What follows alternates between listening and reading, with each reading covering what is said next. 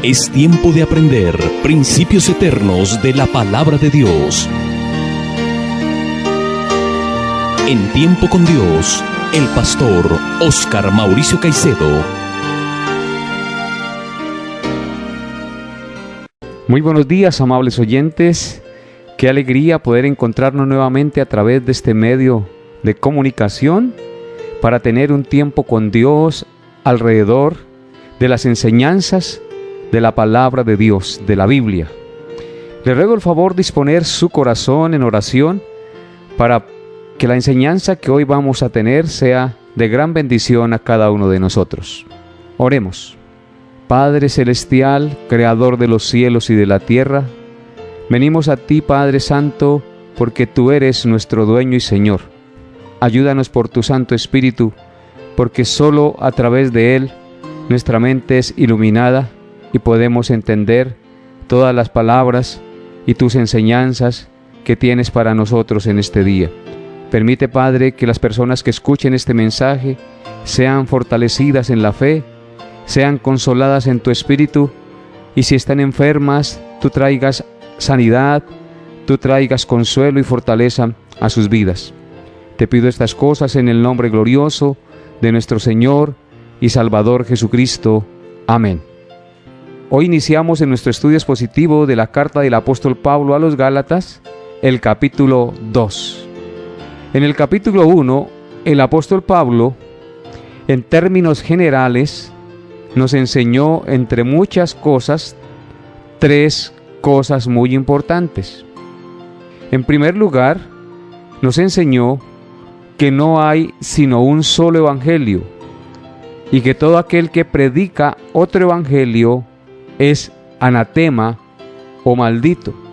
Es decir, nadie puede predicar otro evangelio que el que ha predicado Cristo y ha enseñado Cristo a sus apóstoles, el evangelio de la gracia de Dios.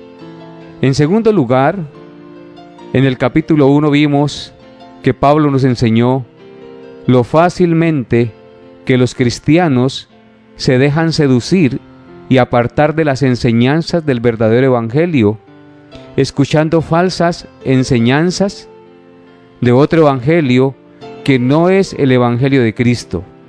No que haya otro evangelio, sino que hay algunos que nos perturban y quieren pervertir el evangelio de Cristo con sus falsas enseñanzas. También Pablo demostró que había recibido el evangelio directamente de Cristo y no de hombres ni a través de hombres. Entonces, hoy vamos a iniciar a estudiar este capítulo 2 de la carta del apóstol Pablo a los Gálatas. Vamos a leer los versículos 1 y 2 en primer lugar. Dice así la palabra de Dios. Después, pasados 14 años, subí otra vez a Jerusalén con Bernabé, llevando también conmigo a Tito. Pero subí según una revelación, y para no correr o haber corrido en vano, expuse en privado a los que tenían cierta reputación el evangelio que predico entre los gentiles. En este pasaje que acabé de leer, Pablo nos muestra que después de su conversión y haber durado en otras regiones predicando el evangelio, después de 14 años, subió nuevamente a Jerusalén. Y subió por una revelación del Señor, es decir, porque el Señor Jesucristo se le apareció en sueños o le reveló que tenía que subir allí, con el propósito de exponer el evangelio que él predicaba y había recibido de Cristo a los apóstoles que estaban en Jerusalén. Es decir, Pablo venía a Jerusalén con el propósito de enseñar a los apóstoles que habían estado con Cristo cuál era el evangelio que él predicaba en medio de los gentiles, y comprobar con su visita que su conversión era genuina y que la tarea que él había realizado entre los gentiles no había sido en vano, sino que muchos habían obedecido a la fe y habían creído en Cristo por la predicación del Evangelio que él predicaba y que había recibido de Cristo. Y también venía a Jerusalén para confirmar como iglesia que la salvación era exclusiva solo por la fe en la obra redentora de Cristo y no por una combinación de fe en Cristo y obediencia a las obras de la ley mosaica. Así que por estas tres razones Pablo desciende a Jerusalén para tener una conversación con los apóstoles del Señor. Entonces Pablo desciende por una revelación del Señor a Jerusalén con el propósito, en primer lugar, de exponer el evangelio que él predicaba y había recibido de Cristo.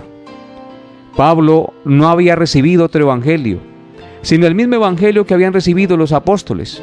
El evangelio que dice que solo a través de Jesucristo podemos ser salvos por su mediación y su obra redentora en la cruz, sin las obras de la ley. También vino para comprobar que su conversión era genuina y que la tarea que él había realizado entre los gentiles no había sido en vano, sino que muchos habían obedecido la fe y habían creído en Cristo Jesús por la predicación del Evangelio. Pablo era un convencido de la verdad de Jesucristo y él decía en 1 Corintios 9, 20 y 21 lo siguiente: me he hecho a los judíos como a judío para ganar a los judíos, a los que están sujetos a la ley, aunque yo no esté sujeto a la ley, como sujeto a la ley, para ganar a los que están sujetos a la ley. A los que están sin ley, como si yo estuviera sin ley, no estando yo sin ley de Dios, sino bajo la ley de Cristo, para ganar a los que están sin ley. Me he hecho débil a los débiles, para ganar a los débiles. A todo me he hecho de todo, para que de todos modos salve a algunos. Como vemos, este pasaje nos muestra que Pablo era un convencido de la verdad y él procuraba por todos los medios predicar a Cristo para que las personas que no le conocían fueran salvas. Dice, me he hecho a los judíos como judío para ganar a los judíos. A los que están sujetos a la ley, aunque yo no esté sujeto a la ley, como si estuviera sujeto a la ley, para ganar a los que están sujetos a la ley. Él era un estratega para predicar la palabra de Dios o el evangelio de Dios, para que todos oyeran la verdad de Cristo, se arrepintieran y confiaran en el perfecto y único sacrificio que quita el pecado y nos reconcilia con Dios. Él decía, me he hecho a los que están sin ley como si yo estuviera sin ley, no estando yo sin ley de Dios, sino bajo la ley de Cristo, para ganar a los que están sin ley. Él llegaba y procuraba hacerse amigo de todos con el propósito de comunicar el mensaje del evangelio de la gracia de Dios a los pecadores. Por eso dice, me he hecho débil a los débiles para ganar a los débiles. A todos me he hecho de todo para que de todos modos salve a algunos.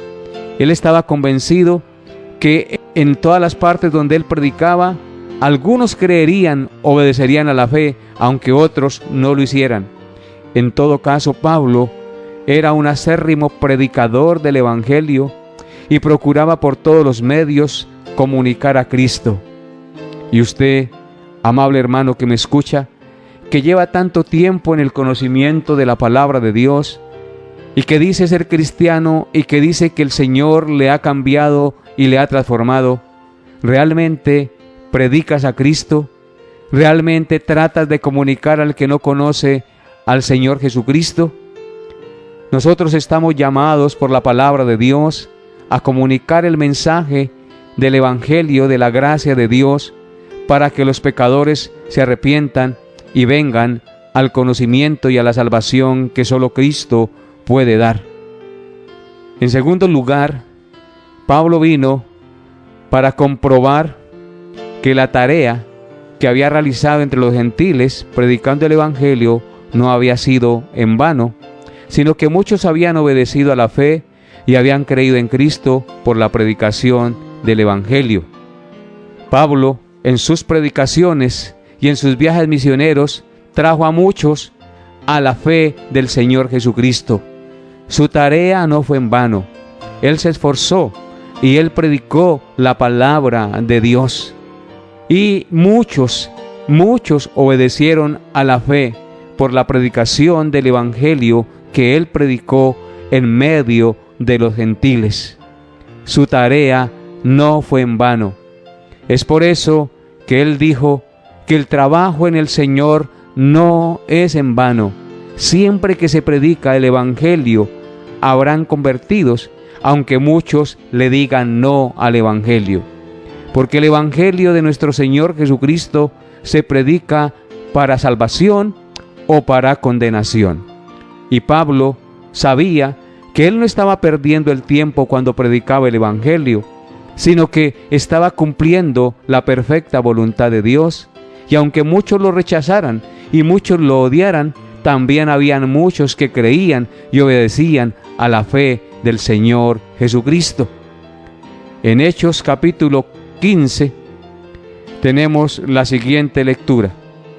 Versículo 3 dice: ellos, pues, habiendo sido encaminados por la iglesia, pasaron por Fenicia y Samaria, contando la conversión de los gentiles, y causaban gran gozo a todos los hermanos. Pablo menciona aquí de la gran alegría que causaba a los demás creyentes, contando las conversiones de las personas gentiles que habían obedecido a la fe del Señor Jesucristo. Cuando predicamos el Evangelio, siempre van a haber frutos. El Señor Jesucristo nos dio una parábola, la parábola del sembrador, que nos enseña esa gran verdad. Hay varias clases de terreno en los cuales se siembra la semilla.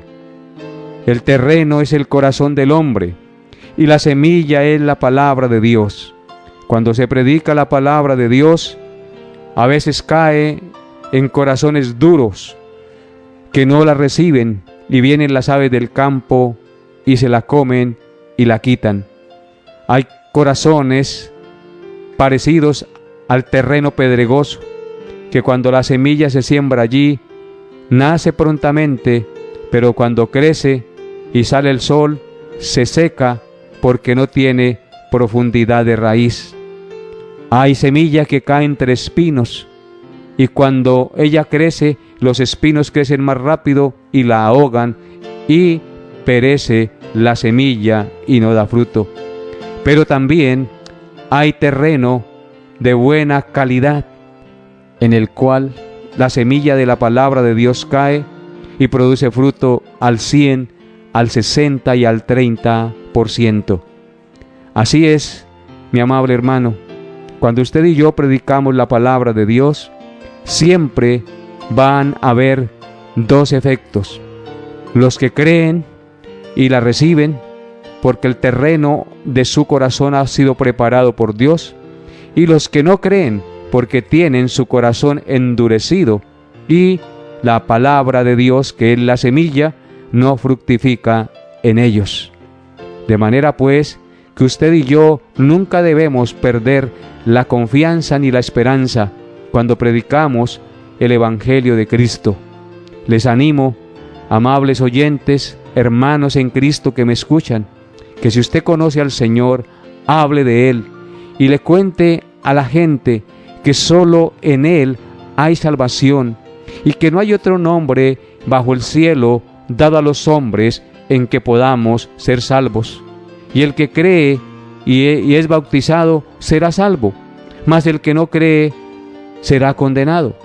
La palabra de Dios, vuelvo y insisto, siempre que se predica produce dos reacciones: o aceptación o rechazo, salvación o condenación. Pablo nunca se desanimó y siempre perseveró predicando el Evangelio de Cristo, y muchos vinieron al conocimiento de la verdad, aunque muchos también le rechazaron. No importa, nosotros fuimos llamados por el Señor Jesucristo a predicar el Evangelio a toda criatura. Él dijo: y recibiréis poder cuando haya venido sobre vosotros el Espíritu Santo, y me seréis testigos en Jerusalén, en toda Judea, en Samaria y hasta lo último de la tierra. Así es, mis amables hermanos, lo que nosotros necesitamos es el poder del Santo Espíritu de Dios para ser testigos. Así es de que si usted y yo tenemos el Santo Espíritu de Dios, estamos llamados a predicar el Evangelio de nuestro Señor Jesucristo. Dios no nos ha dado un espíritu de cobardía, sino de poder, de amor y de dominio propio. Por eso, no nos avergoncemos del Evangelio, sino demos testimonio de Cristo, porque Él es el camino, la verdad y la vida. Porque en el Evangelio la justicia de Dios se revela por fe y para fe, como está escrito: el justo por la fe vivirá. Y en tercer lugar, estos dos versículos nos enseñan que Pablo descendió a Jerusalén para confirmar como iglesia, unidos allí reunidos los apóstoles de más alta reputación que llama Pablo, y él con los hermanos que venían de la iglesia de Antioquía, comisionados, venían a confirmar y a llegar a una convicción doctrinal que solo por la fe en la obra redentora de Cristo, y no por una combinación de fe en Cristo y obediencia a las obras de la ley mosaica, el hombre es salvo. Noten lo que dice Hechos capítulo 15, versículo 1 en adelante. Entonces, algunos que venían de Judea enseñaban a los hermanos: si no os circuncidáis conforme al rito de Moisés, no podéis ser salvos. Dice: como Pablo y Bernabé tuviesen una discusión y contienda no pequeña con ellos, porque ellos creían que así no se lograba la salvación, se dispuso que subiesen Pablo y Bernabé a Jerusalén, y a algunos otros de ellos, a los apóstoles y a los ancianos, para tratar esta cuestión de que si la salvación era por la fe en Cristo y la obediencia a la ley, o única y exclusivamente por la fe en la obra redentora de Cristo. Y ese era el tema que Pablo venía a tratar con los hermanos y apóstoles en Jerusalén. Y llegados a Jerusalén, fueron recibidos por la iglesia, y los apóstoles y los ancianos refirieron todas las cosas que Dios había hecho con ellos. Pero algunos de la secta de los fariseos que habían creído se levantaron diciendo: es necesario circuncidaros y mandarles que guarden la ley de Moisés. Estos hombres creían que era necesario guardar la ley de Moisés y creer en Cristo para ser salvos, y por consiguiente mandar a los gentiles que guardaran la ley de Moisés y creyeran en Cristo para ser salvos. Y se reunieron los apóstoles y los ancianos para conocer este asunto. Y después de mucha discusión, Pedro se levantó y les dijo: varones hermanos, vosotros sabéis cómo ya hace algún tiempo que Dios escogió que los gentiles oyesen por mi boca la palabra del Evangelio y creyesen. Y Dios, que conoce los corazones, les dio testimonio dándoles el Espíritu Santo, lo mismo que a nosotros. Y ninguna diferencia hizo entre nosotros y ellos, purificando por la fe sus corazones. Ahora pues, ¿por qué tentáis a Dios poniendo sobre la cerviz de los discípulos un yugo que ni nuestros padres ni nosotros hemos podido llevar?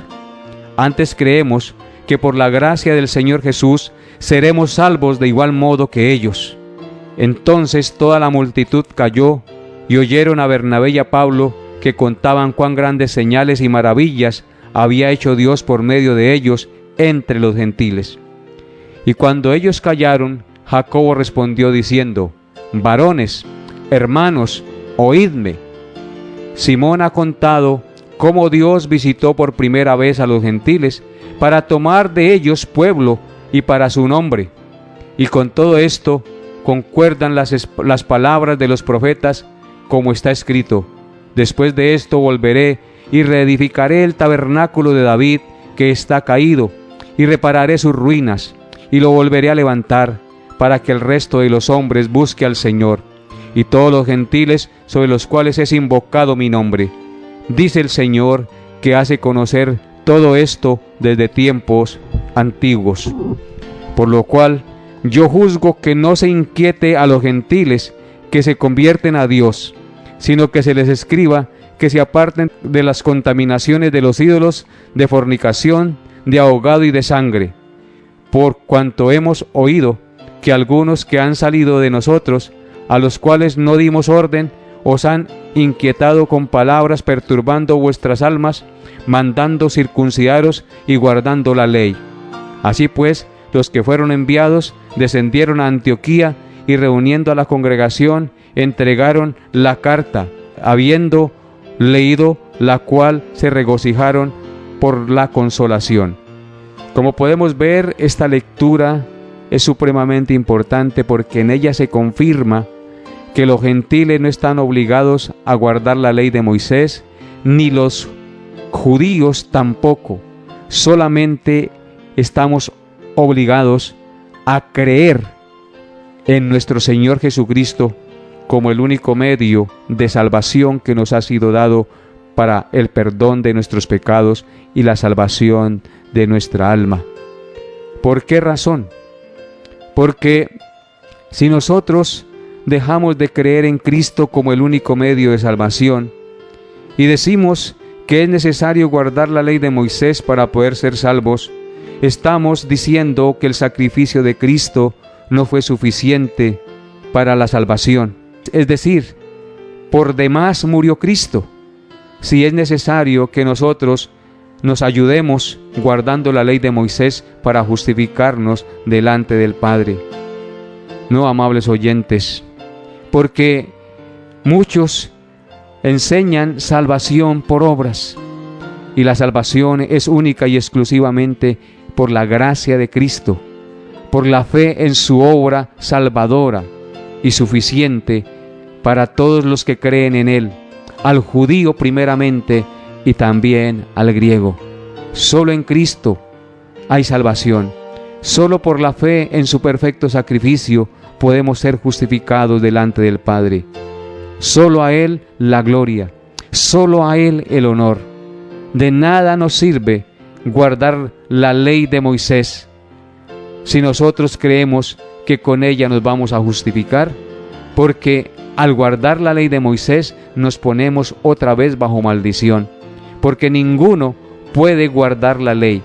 El que se circuncida o el que dice hacer cualquiera de las obras de la ley para justificarse delante de Dios, está obligado a guardar toda la ley, y no hay ninguno, absolutamente ningún hombre que pueda guardar la ley, excepto uno, nuestro Señor Jesucristo, que la guardó perfectamente, tanto de manera civil como de manera ceremonial y como de manera moral, desde que nació hasta que murió en lugar de nosotros. Y aparte de eso, recibió el castigo que nosotros merecíamos por haber violado la santa ley de Dios. A Él sea la gloria, a Él sea el honor por los siglos de los siglos. Amén. Amable oyente, espero que este programa haya traído luz y esperanza a su vida. Confíe en Cristo y siga confiando en Él. No confíe en sus buenas obras, no confíe en sus propias actuaciones buenas, porque ninguno es bueno, solo Dios es bueno. Solo Cristo y la fe en Él nos salvan. Una vez creemos y confiamos de todo corazón en Él, nuestra vida comienza a producir buenos frutos, no para ganarnos la salvación, sino como el resultado de que hemos creído verdaderamente en el Señor Jesucristo. Así como el buen árbol no puede dar malos frutos, ni el mal árbol dar buenos frutos, así también todo aquel que ha creído en Cristo naturalmente dará frutos buenos. hemos llegado a la parte final de Tiempo con Dios. Agradecemos su fiel sintonía y deseamos que la paz de Dios, que sobrepasa todo entendimiento, guarde sus pensamientos y corazones en Cristo Jesús. Les esperamos en nuestra próxima emisión para tener un tiempo con Dios.